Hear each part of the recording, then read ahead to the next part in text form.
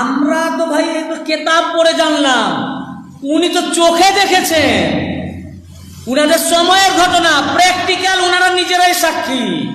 বুঝতে পারছেন না?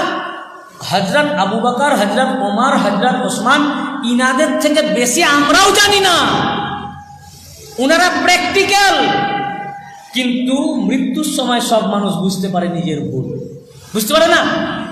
ওনার যখন ইন্তেকালের সময় হলো তখন উনি বুঝলেন কাজ আমি ঠিক করি নাই, এ বাগে ফেদাক তো আমাদের নয়, খাতুনে জান্নাত পাককে নারাজ করে আমি ঠিক করিনি, আল্লাহর সামনে একে মুখ কি করে নিয়ে উঠব।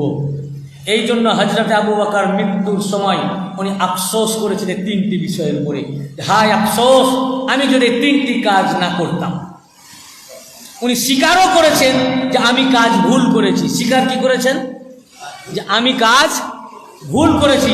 উনি বলছেন যে হায় আফসোস, মৃত্যুর সময় বলছেন হায় আফসোস, যদি এই তিনটি কাজ আমি না করতাম, আর তিনটি কাজ যেটা আমি করিনি ওই কাজগুলো যদি আমি করতাম, আর তিনটি কাজ যেটা সম্পর্কে আমার জেহেনে নাই এটা যদি রাসূলের পাকের কাছ থেকে জেনে নিতাম, এই বলে আফসোস করেছেন। কোন কোন কিতাবে দেখুন, প্রথম কিতাব হিসাবে মুসনাদে ফাতেমা, হযরতে জালালউদ্দিন সিউতি রহমাতুল্লাহ আলাইহি লেখা মুসনাদুল ফাতেমা আলাইহিস সালাম, এবং মুসনাদে ফাতেমা ছাড়াও এই হাদিস আবু উবাইদ কিতাবুল আমওয়াল 144-145 পৃষ্ঠা, হাদিস নাম্বার 353 এবং 354।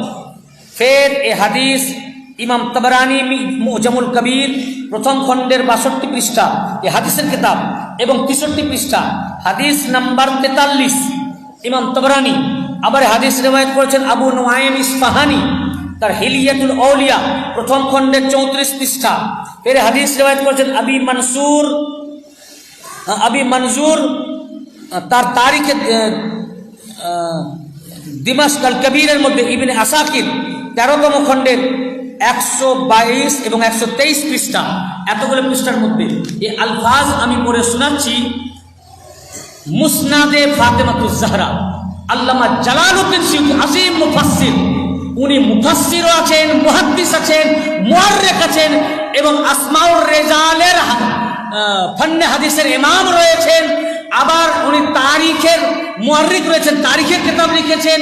আবার তিনি যেটা বলে নাহু ও সারফ, এর সব খুব বড় একজন রাইটার, নাহু সারফ গ্রামারের, আরবি গ্রামার, তারও রাইটার। মানে এমন কোনো দিক ছিল না যেদিকে ইমাম সিউতির প্রতিভা ছিল না, যে বিষয়ের কিতাব নাই। এটা হাদিসের কিতাব মুসনাদে ফাতেমা, হাদিস নাম্বার 28। কত নম্বর হাদিস? 28। এটা তিনি কি বলছেন দেখুন। আন আব্দুর রহমান ইবনে আউফ আন্না আবা বকর সিদ্দিক قال له في مرض موته। হযরত আব্দুর রহমান ইবনে আউফ তিনি বর্ণনা করেন, তিনি বলছেন আব্দুর রহমান ইবনে আউফ রাদিয়াল্লাহু আনহু তিনি বর্ণনা করছেন যে হযরত আবু বকর তিনার যখন মৃত্যুর সময় আসলো তখন তিনি আফসোস করেছিলেন, এবং তিনি বলেছিলেন, তাকে বলেছিলেন মৃত্যুর সময়, ইন্নী লা আসা আলা শাইইন ইল্লা আলা সালাসাতিন ফাআলতুহুন্না ওয়াদিদতু আন্নী লাম আফআলুহুন্না ওয়া সালাসাতিন লাম আফআলুহুন্না ওয়াদিদতু আন্নী ফাআলতুহুন্না ওয়া সালাসাতিন ওয়াদিদতু আন্নী সাআলতু রাসূলুল্লাহি সাল্লাল্লাহু আলাইহি ওয়াসাল্লাম আনহুন্না। বললেন মৃত্যুর সময় বলছেন আমি এমন তিনটি কাজ করেছি, আফসোস, হাদিসের কিতাব, এমন তিনটি কাজ করেছি, হায় আফসোস যদি আমি এই তিনটি কাজ না করতাম, কিন্তু আমি তিনটি কাজ করেছি। আমি যদি এই তিনটি কাজ না করতাম, কিন্তু আমি এই তিনটি কাজ করেছি।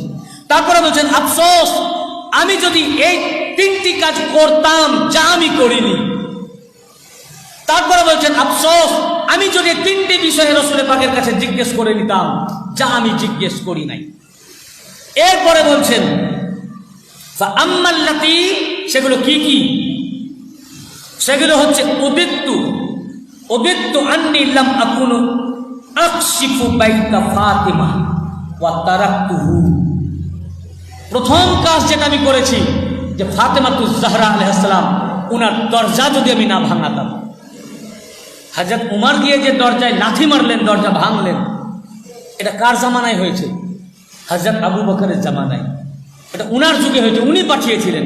তা আফসোস করছেন, উনাকে যদি বেপরদা না করতাম, উনার দরজায় লাথি না মারতাম, উনার দরজা উন্মুক্ত না করতাম, হায় আফসোস, আন্নি লাম আকুনু আকশিফু বাইতা ফাতেমা, যদি ফাতেমাতুজ জাহরা আলাইহিস সালামের ঘর উন্মুক্ত না করতাম, তার ঘর যদি আমি না ভাঙতাম, ওয়া তারাকতুহু, যদি উনার ঘরকে ছেড়ে দিতাম, সবাই বায়াত হলো, উনাকে কি নিয়ে কি দরকার ছিল ওই ঘরকে, ওটাকে আমি ছেড়ে দিতাম, বায়াতের জন্য উমরকে আমি না পাঠাতাম। আফসোস করছেন ভাই, আমাদের উপরে রেগে লাভ নাই, এ আমাদের কথা না। আমি আরবি ইবারত পড়ে পড়ে আপনাদেরকে শোনাচ্ছি ভাই। এ হাদিসে পাক হযরত আবু বকর নিজের কল। আমি যদি ফাতেমার দরজা না তোড়তাম, না ভাঙতাম, আমি এবারে যদি তারাকতুহু, উনাদেরকে উনাদের জায়গায় ছেড়ে দিতাম, খলিফা হলাম, একটা তো ভুল করলাম, ফের আর এক ভুল করলাম, একটা ভুল করলাম, উনাদেরকে ছেড়ে দিতাম, তারপর যদি আমাকে জোর করতো, যেটা হযরত উমর করেছেন। এই জন্য বলছেন, ওয়া আন্নি আগলিকা আলাইয়াল হারব, এবং উনারদের ঘরকে ছেড়ে দেওয়ার জন্য যদি আমাকে তাদের সাথে যুদ্ধও করতে হতো, তো যুদ্ধও যদি করতাম তো ওটা ভালো হতো। মানে উনার ঘর ভাঙার জন্য জবরদস্তি করেছিলেন হযরত উমর। কে জবরদস্তি করেছেন? উনার জন্যই উনি পাঠিয়েছিলেন। তো বললেন, তাদের কথা শুনে আমি এ কাজ করলাম, এটা যদি আমি না করতাম, ছেড়ে দিতাম, তারপর তারা যদি জবরদস্তি করত, তো তার জন্য যদি তাদের সাথে আমাকে যুদ্ধও করতে হতো, বুঝতে পেরেছেন কাদের সাথে? আর আমি উল্লেখ করতেছি না। তাদের সাথে যদি যুদ্ধও করতে হতো, আমি যুদ্ধও করতাম, যদি ছেড়ে দিতাম তাহলে আমার নাজাত হয়ে যেত, এটা আমার পরিষ্কার হয়ে যেত। এটা আমি ভুল করেছি, হায় আফসোস, হায় আফসোস, আমি কি করলাম। মৃত্যুর সময়, জাকান্দানির সময় এ কথা উনি বলছেন। এরপর বলছেন দ্বিতীয় কি, ওয়া উদিত্তু আন্নি ইয়াউমা শাকিফাতা বানি সায়েদা কুনতু ফাজাফ কাযাবতুল আমর ফি উনুকি আহাদির রাজুলাইন আবি উবাইদা ইবনে জাররাহ আও উমর ফাকানা আমিরান ওয়া কুনতু ওয়াজিরা। দ্বিতীয় বানু সাকিফা বানু সায়েদা, সেখানে নিয়ে গিয়ে আমাকে হযরত উমর আর আনসারদের, তার নাম হচ্ছে আবু উবাইদা বিন জাররাহ, এই দুজনে মিলে আমাকে খলিফা বানালো। বনু সাকিফাই যদি না যেতাম এবং আমি যদি খলিফা না হতাম, বরং তারা যখন আমাকে জবরদস্তি করলো, তা আমি যদি তাদের দুজনের মধ্যে একজনের ঘাড়ে চাপিয়ে দিতাম আর আমি পিছনে থেকে তাদের উজির থাকতাম, তো কত ভালো হতো। আমি এটাও ভুল কাজ করেছি। আমার বানু সাকিফাই যাওয়া, হযরত উমরের কথায় আমার বানু সাকিফাই যাওয়া ঠিক হয়নি, এবং বানু সাকিফাই গিয়ে হযরত উমর আমাকে হাত ধরে যে আমাকে বায়াত করলো, এবং উবাইদা ইবনে জাররাহ, তো এটা আমার ঠিক হয়নি।